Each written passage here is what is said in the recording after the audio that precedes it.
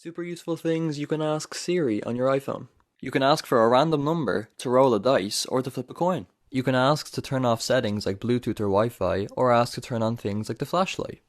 If you hear a cool song when you're out or on the radio or something, ask Siri to find it for you.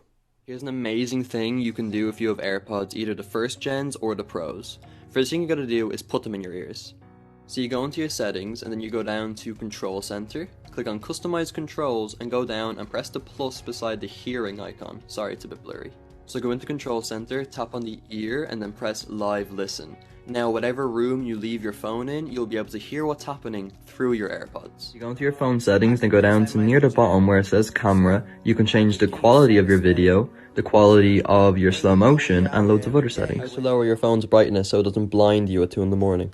Go into your settings, then go down to accessibility, and then click on display and text size. Go down to the bottom and turn on reduced white point, and now see if I lower my brightness all the way, if you increase reduced white point, it gets even darker. How to make your phone's volume louder than 100%.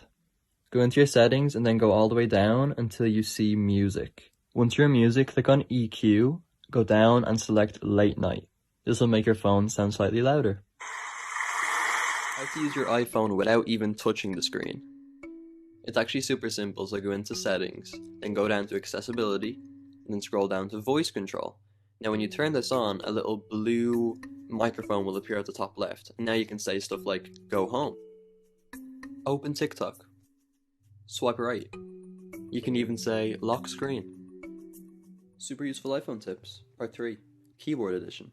Here are some really cool gestures. So if you're typing something and then you accidentally delete it, you can use 3 fingers, swipe to the left and it will undo. If you want to copy something, use 3 fingers again and pinch the screen. And then to paste, use 3 fingers again and pinch out. I'm going to show you how you can easily scan documents onto your iPhone. Go into the Notes app, make a new note, click in, press the plus button, press the camera, and then click Scan Documents. Position your document in the frame and take the photo, and then if you want, you can reposition it to make it perfect. You can then send it to whoever you want, or if you want to save it to your photos, then just screenshot it.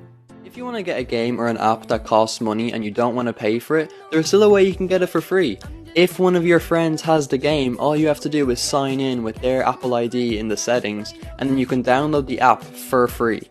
The app will still work even when you sign back into your own account. You know when you take a photo on Snapchat you look great, but then when you try to use your phone's camera app it just doesn't look as good? It's because your phone flips the photo. You can change this though by going up to edit, clicking on the crop button, and then clicking the flip button up the top left. Now it will look like you wanted it to. 10.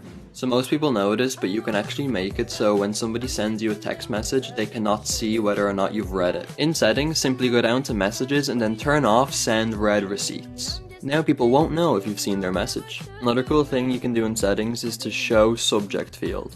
This lets you add subjects to your messages if you need to be a little bit more formal.